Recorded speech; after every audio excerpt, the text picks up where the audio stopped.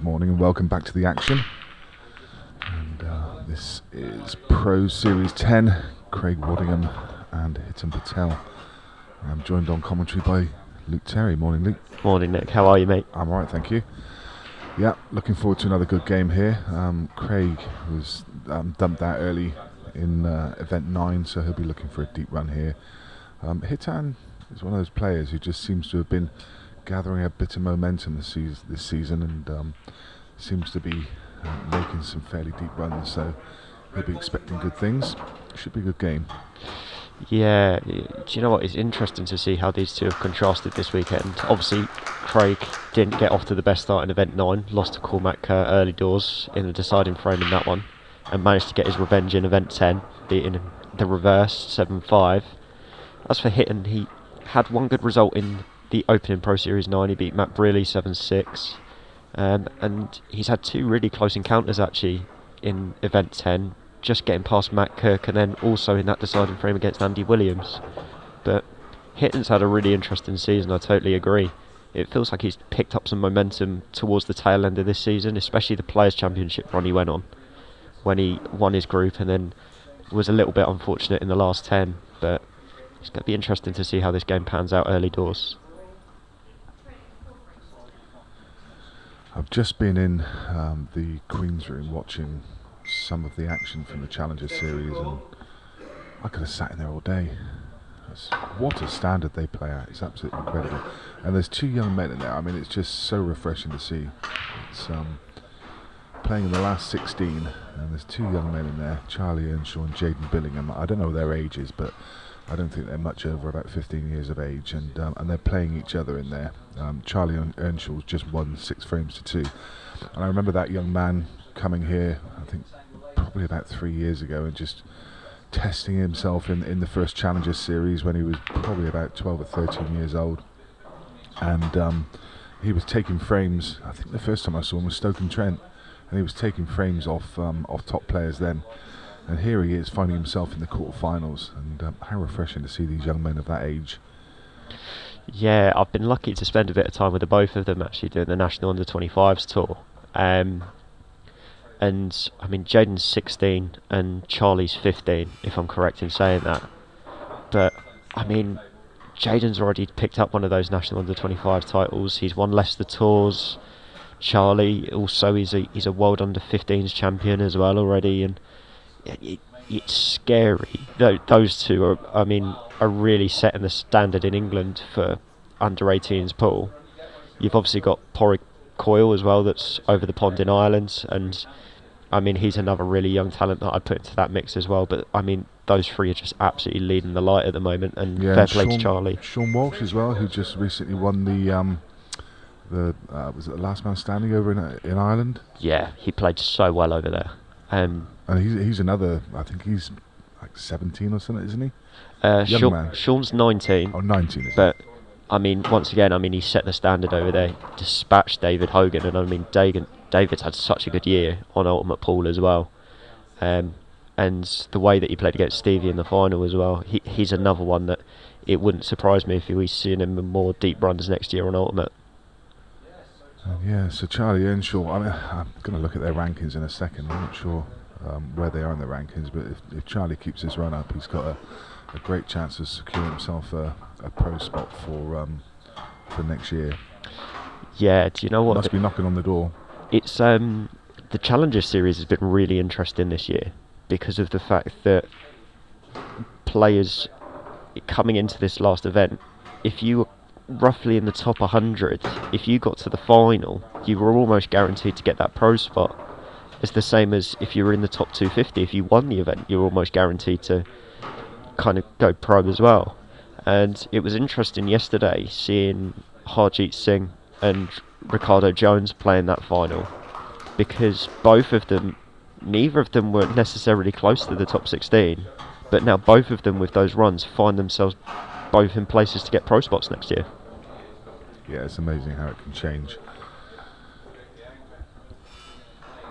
I was talking to John, I'll think of his surname in a second, but I caught him outside and he said that he'd just been knocked out of the 16th spot for a pro. He was actually quite happy because he wanted to play in the Challenger. He really enjoys the Challengers. So It wouldn't be John Roberts? no, it wasn't John Roberts. John. Oh, Oh, no, you're going to kill me with this as well. I'll get it in a second. I mean, there is an easy way to do it, just to look at the rankings. I've got to do it, otherwise it's going to annoy me. So, is it Eames? Not Eames. Egan. John John Egan. He's beaten Gary Carr. So there's names in there. You just just shows the consistency of these players, because it's the same names appearing time and time again. I mean, what a run this year from David Hogan. Finds himself again in the last 16 with a great chance to get into the quarterfinals. Yeah, I mean, I won't lie, Nick, I was a little bit gutted. I lost to David in the 1-2-8 yesterday. But, I mean, he's a serious player. I mean, I took the first frame, and then after that, I mean, I was practically set down for 4. And, you know, if someone can consistently do that against you, they're going to consistently get runs. And even when David's not playing well, and I was lucky to commentate on him in Last Man Standing Ireland as well, he just finds a way. And players like that are going to make serious professionals next year, because you've just got to find results sometimes against the top players. Indeed, yes. So in the meantime, while we're talking about the Challenger, Craig Waddingham going about his business. He's got the first frame on the board, and with an excellent chance to double that lead. Yeah, Craig's had a really good year. I mean, obviously took down that Champions League title early on this year, and then consistently went on other good runs. Obviously he was in the Last Man Standing final against Tom Cousins as well. Been a little bit more quiet of late, but I mean, Craig's standard has been so high. And I mean, you think to when he came through the Challenger in 2021, I mean, he's definitely earned his right as a top pro, and he's now a top 10 pro as well. And obviously in that same year, Hiten came through too, and here they both are battling it out in the last 32 for a place in the last 16.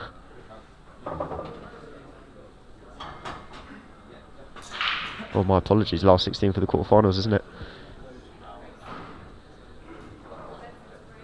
Yeah, Craig's going to want to chalk up a Pro Series win, though.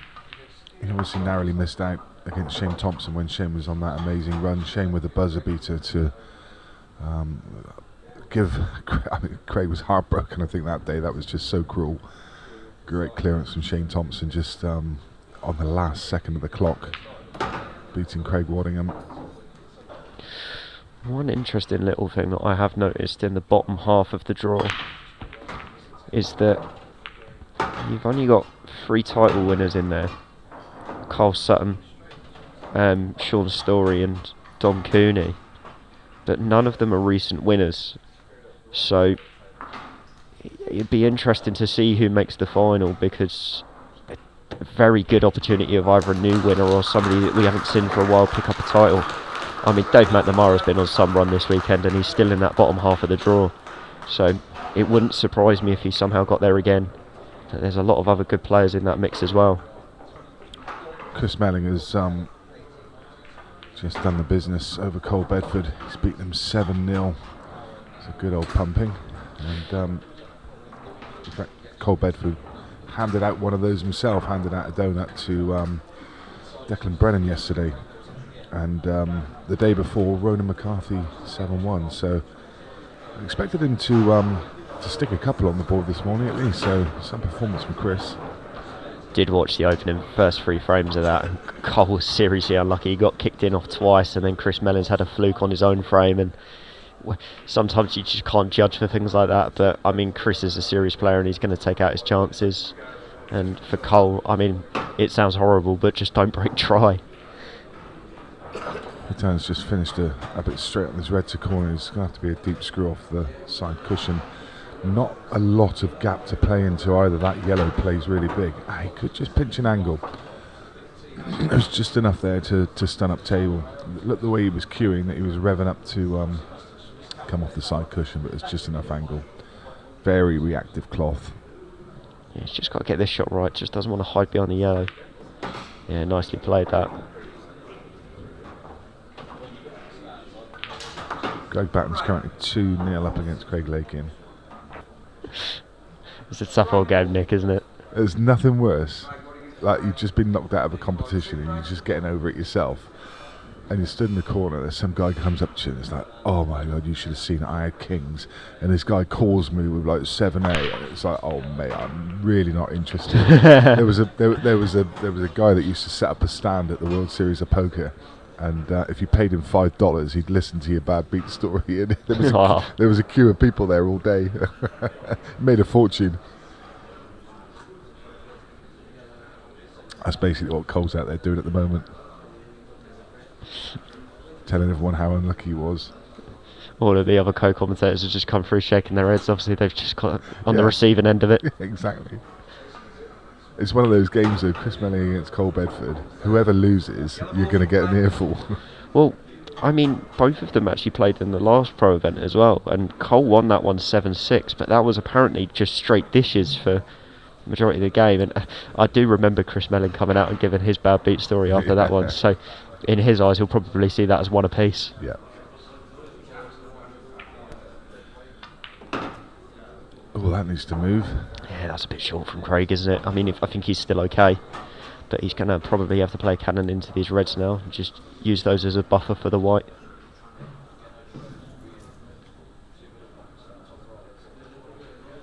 He's just got to be a little bit careful with this, not to put any forceful action on the 8 ball. Yeah, that's nicely controlled, but still not ideal. That hamper just makes things a little bit awkward to land nicely on your next ball. Yeah, these are fine if you don't have to do anything with the cue ball, but he has to get that cue ball moving.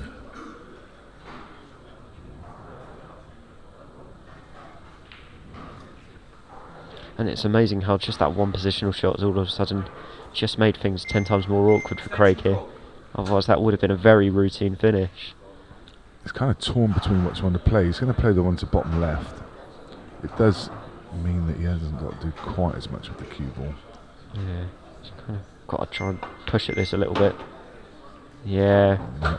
Not got the movement he wanted. And now he's chasing, because even if he's got this yellow into the middle pocket, he's still got to find a positional shot or leave a double, and all of a sudden the clearance just becomes a lot more high tariff.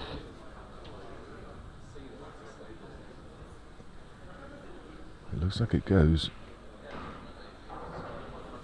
Keeps looking at it, so it makes me think it's tighter. That's very nicely played, but where's that white going? He's left himself a double. Has he? Can he get past the red? That's the thing, I don't know if he's just bumped the red enough in the way. Well, I mean, he's got the big pocket with the red above the left middle anyway, but this is tricky being hampered. Yeah. That red just got in the way. And you can see his frustration because he knew that was a good opportunity. But a good opportunity now for Hiten to counter.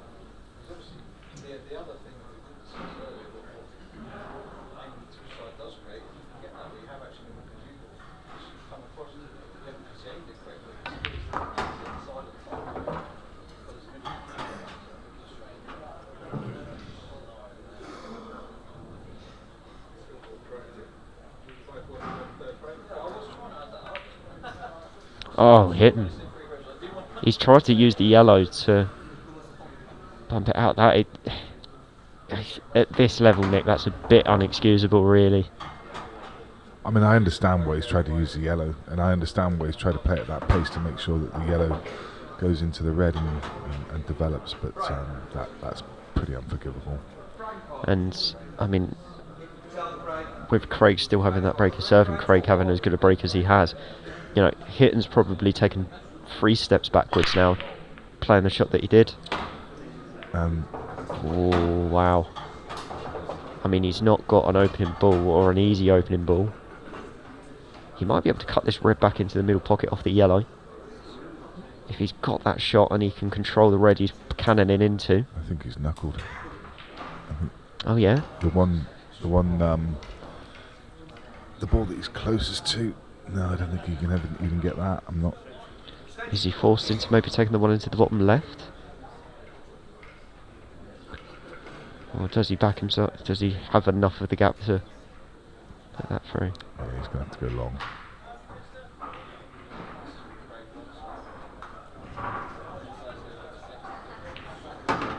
It's a good shot. Has he lost the white? The other thing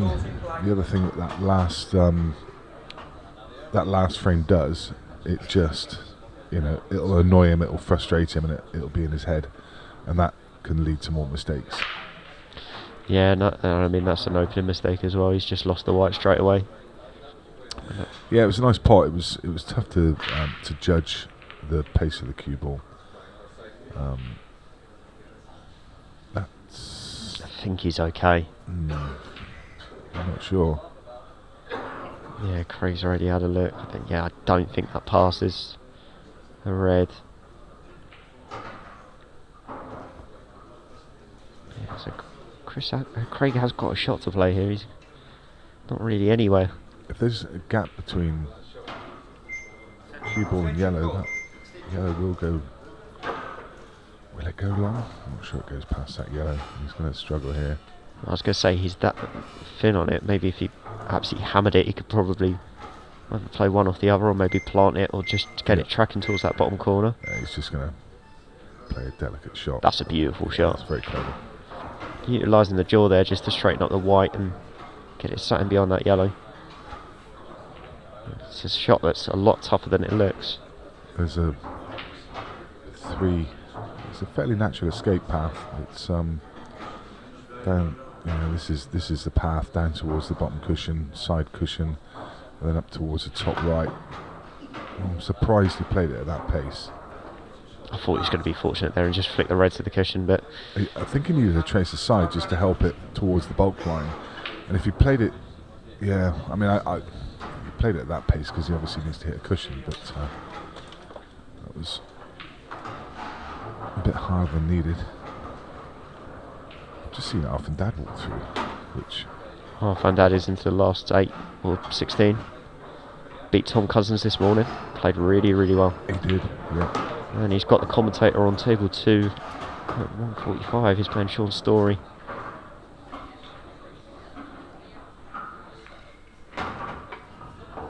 Craig Lake and Greg Batten tied up at 2 each. Shane Thompson, Carl Sutton's just got underway on the main arena table. Do you know what? It's really nice to see Craig Lakin kicking about again. Obviously, had a bit of time away. Obviously, he's had his child, and congratulations to him. And now he's kind of come back to the pool scene over the last month or two and playing really well. I mean, played really, really well on the stream a couple of days ago against Simon Fitzsimmons. And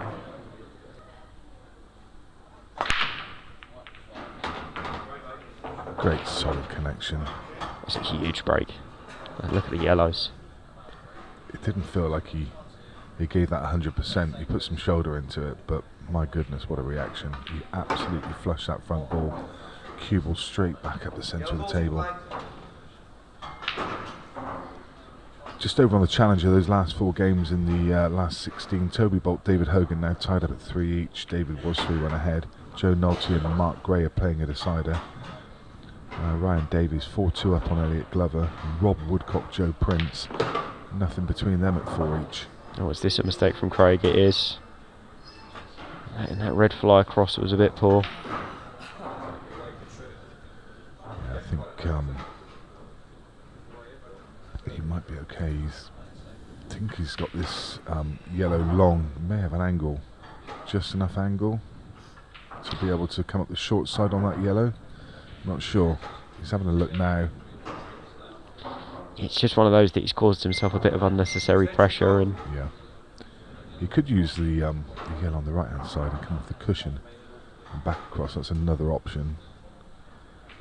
Or he could just pop this and leave himself an angle, a better angle to come up. Yeah, that's what he's done.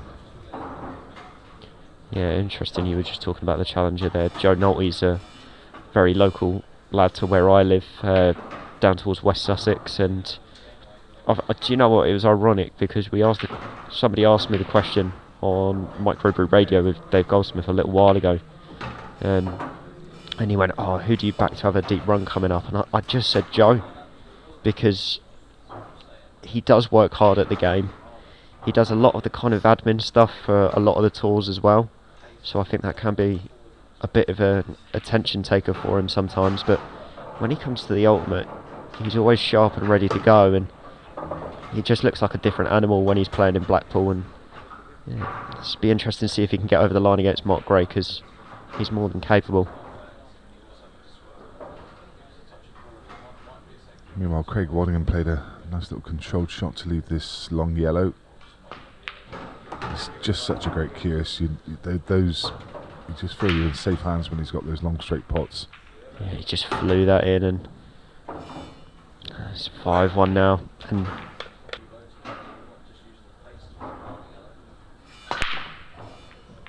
ooh, great contact from Hiten, to be fair. That's a good break. Just squirts off the side of the pack though. A bit fortunate not to go in straight in off into the middle pocket. Just shows that he didn't flush that front ball, just caught it on the side.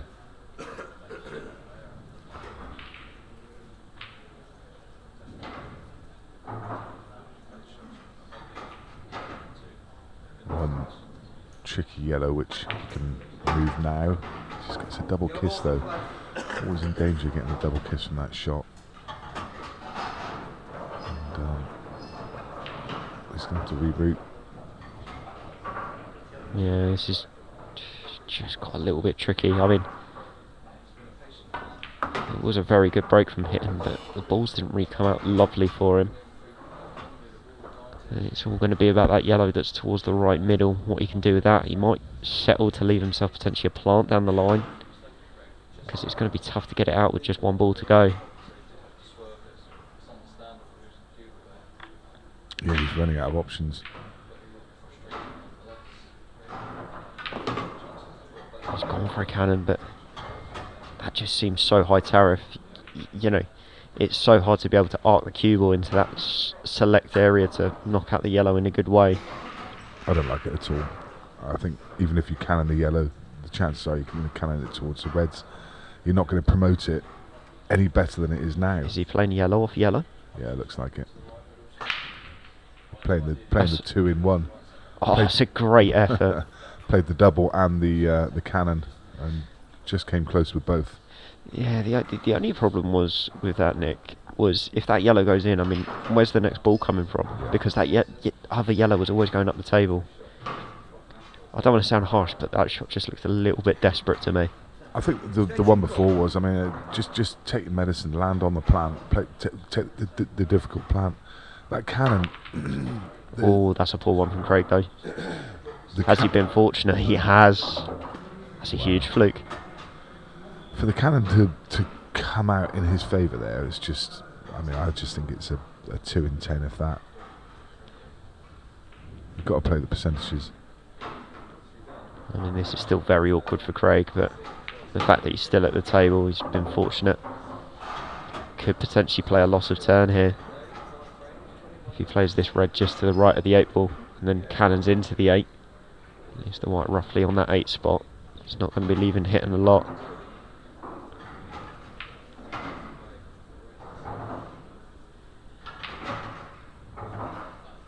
Or is he going for a skill shot here? I think he's playing it as a 2-in-1. Yeah, I think you could see him urging the cue ball across a bit more. He's played it as a bit of a 2-in-1. It's so hard to play the skill shot at that pace, so that was the only issue I had with that shot, but it was good thinking. It's a tough pot though for this for Hiten. Oh, really smooth though.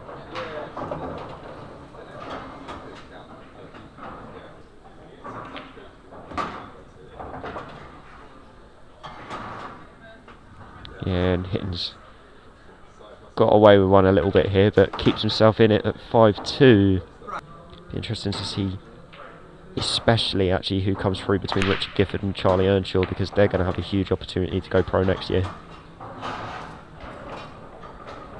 Greg Batten 3-2 up against Craig Lakin, and Shane Thompson, Carl Sutton have shared the first 2 frames.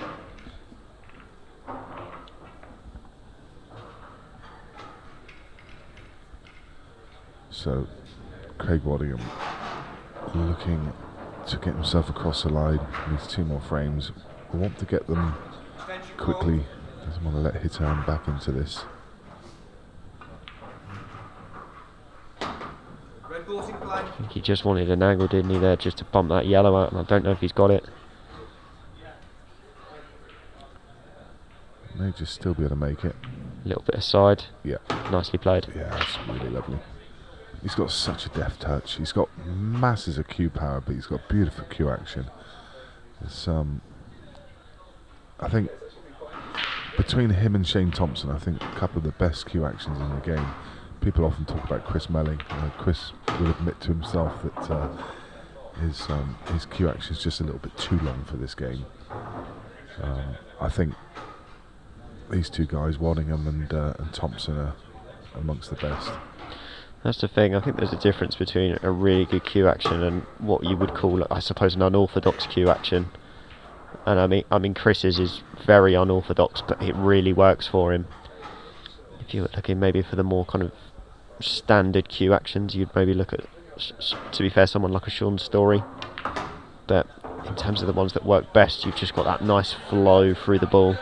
And Shane's got a really nice flow to his. Tom Cousins, Craig Waddingham are definitely the ones I'd put in that category. What I like about Shane is just it's so consistent and never does anything too extravagantly because he doesn't need to. His cue ball control is absolutely superb, and he's got a huge tip on his cue.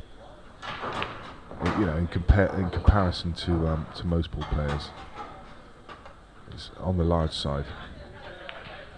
Yeah, very good finish from Craig Waddingham. Again, there was a little bit of a rattle in that red into the bottom right, but did what he needed to do, and he's now on the hill at 6 frames to 2. Similarly with Ryan Marcus, you know, you see the players that he's practicing with and playing with on a day-to-day basis. He can only get better, and I think those guys will be picking up a title.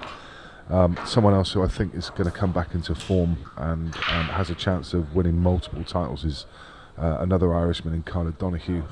I think he's one of the most talented players on the circuit, and he's just refinding his form after coming back to the game after quite a long layoff.